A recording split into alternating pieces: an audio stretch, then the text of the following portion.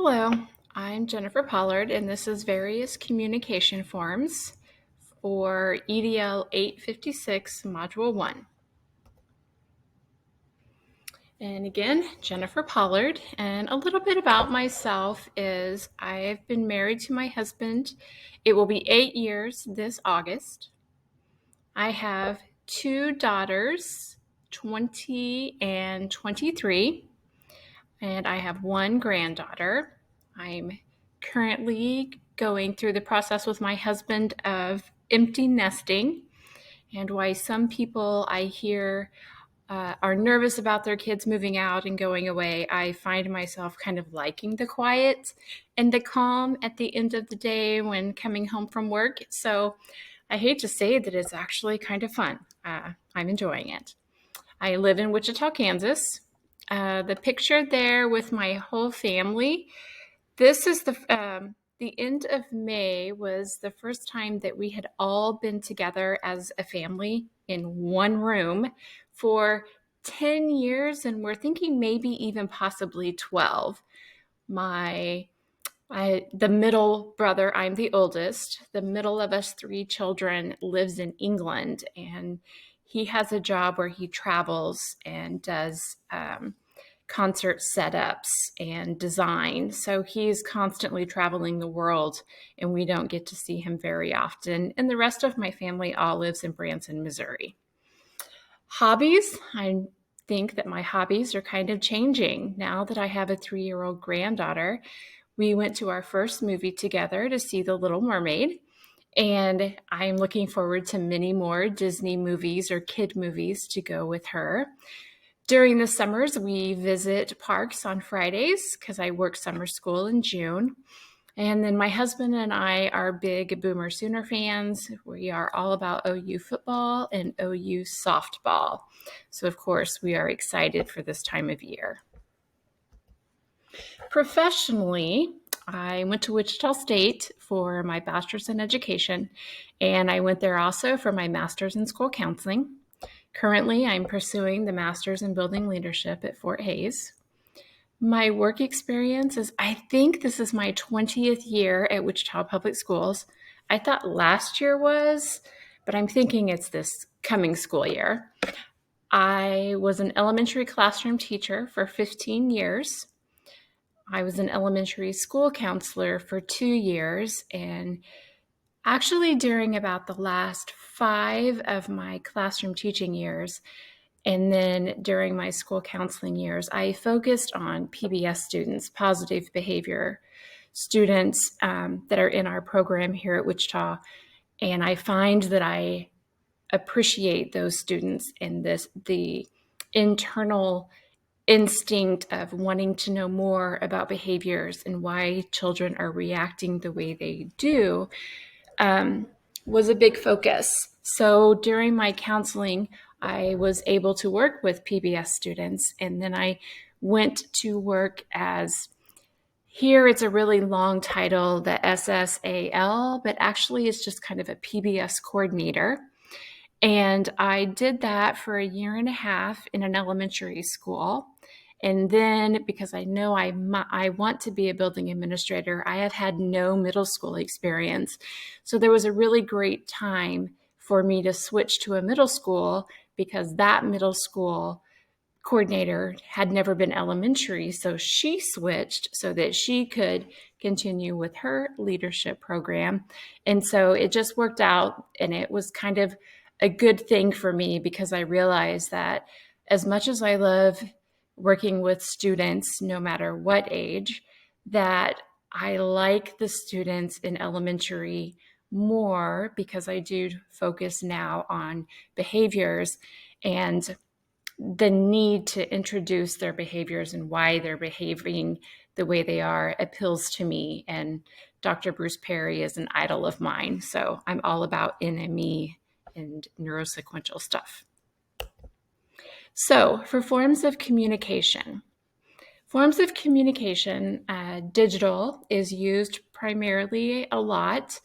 The district has a school webpage, and they have created the district has a webpage, And then within that web page is each school has a web page that was designed by the district. So they all look the same, and the content and navigation of it is the same. It's just that each school goes in and changes the colors and adds some of the personal information for each school. Social media is the same way. The district has a Facebook page, a Twitter page, and an Instagram page, but so do the schools. And I've found that, like Facebook, for instance, maybe the administrator is in charge of the school's Facebook page, and same with Twitter and Instagram. I know in another school that it was the librarian because she was very active in taking pictures and updating. So I think it depends on the school who is in charge of those things. The district uses ParentLink. We use Microsoft Teams. We have emails, Class Dojo. Teachers use primarily in elementary schools. Text messaging, of course, that's with our personal cell phones, so that can sometimes cause some problems. Written communication is letters that are mailed home. I know that special education documents are all mailed home. Behavior referrals are also mailed home in letters. Any paperwork that needs to be signed, permission slips for a field trip or to watch a certain movie in a classroom, also is needed to be signed on a piece of paper. Informational notes, reminders of school events, or any last minute announcements that maybe administrators need to tell about the building or a teacher about the classroom. Sometimes they type up a quick note and that will go home that day. And orally is just conversations, in-person conversations, over the phone conversations can be had orally. So for the tools, the digital tools, the web pages and social media, like I've already said, is provided by the district. ParentLink is also provided by the district. This is a texting and voicemail app that can be used to relay important information to families. Families will receive a phone call and or a text message telling them about maybe like if school is out the next day. We've sent them out several times before school starts about parent drop-off or parent pickup so they know where to park. During COVID, it was used a lot to relay information. It can be complicated to get it to go out to like certain grade levels, the whole school. So a lot of times it's the school secretaries and the administrators are the ones that use this. I know that I have given it for just my PBS students to the secretaries, and they've created it for me and sent it out. So that is something that the district has. Class Dojo is used, like I said, primarily by elementary school teachers. Students and families, it's a communication tool that features kind of like text messaging, because you can message back and forth. You can add photos and videos of your day. It also has a place where you can do social emotional skills learning in the classroom, but it's also used to relay positive and negatives throughout the day. I know at my school, it was used for the positive things like follow directions, help a friend, and the teachers can set it up. So it's a good tool to use for quick communication and a way to save from not having to give out your personal cell phone.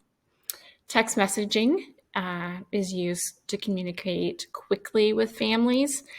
Because I work with behavior students, I have noticed that their educational history isn't that great. A lot of times when they make it to the PBS program, the parents have had bad experiences with staff at school. And sometimes phone numbers may be blocked, or they just don't answer the school phone during the school day. So I can send a quick text message, and I usually get replies back pretty quick. Or if it's just a small thing, like is so-and-so riding the bus, they're saying they are eating hot lunch, but they have a cold lunch, those kind of things. But you do have to give out your personal cell phone. It isn't expected, and some administrators across the district don't want you to give out your cell phones. So it's something you need to make sure is okay with your administrator. Email, I think, can be underutilized. I think the school is good at emailing, and the school is good at providing email addresses for anyone that may need to reach out to you or you may need to reach out to. But I find often that parents don't email back. They'll say they didn't receive it, or they don't check their emails, or even possibly that the email address that we have is incorrect by a letter or a number, or they just don't give it to us. So I wish there was a better way to get parents to use email. And then the phone, of course. Like I said, sometimes because of the rough history with the behavior students that I have, that the number is blocked or they just don't answer it. So I try to always make positive calls early, positive notes home, to build that relationship and encourage other staff members to do the same thing, so that when they do receive a call, isn't always negative, so they don't always like, oh my God, here we go again. So just remembering to stay positive. I'm really unaware of any communication tools that I would want to try. I tried to use an app that hid your cell phone number through Google, but I found I wasn't really smart enough to figure it out very well as far as when a text message came into me and when I sent it out. Sometimes there was some lag in my phone at the time, and this was during COVID. So I tried it and thought I haven't had any problem with parents using my cell phone. So I'm just continuing to use my personal.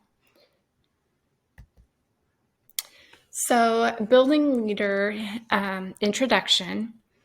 As far as my introduction goes, when I was reading the articles, I found myself losing focus. And when I say that, I just mean getting really nervous about how I would create an introduction, and that I'm pretty normal as far as, hi, I'm Jennifer Pollard and I am the PBS coordinator, and not really giving any information or any feedback on me. So it made me nervous, and I tried to practice a little, and I'm still working on it. But I do appreciate the examples, and I've, copied them off so that I can go back and refer to see how the examples were done. The methods, I think it will be good for me to narrow down what my passion is. Right now, my passion is behavior students, but when I become a building leader, it's going to be all students. So I need to really figure out what that means for me and how I can stay true to what I say to others. Allowing myself to use my first and last name. I don't know if it's because I come from a family of educators, and then growing up, it's always been Mrs. Pollard or, Mr. Jones. And it's okay to say Jennifer Pollard. It's okay for me to do that. So reading those articles, I was like, okay, I can do that. And then practice with my friends and peers. I think the more I come up with a couple of introductions to try and practice, the more comfortable it will be. So I don't want to just do it without practicing. A district policy, there is a district policy that's acceptable device and communication use by staff, students in the district, but the policy doesn't really cover platforms or apps that can be used outside of the ones provided.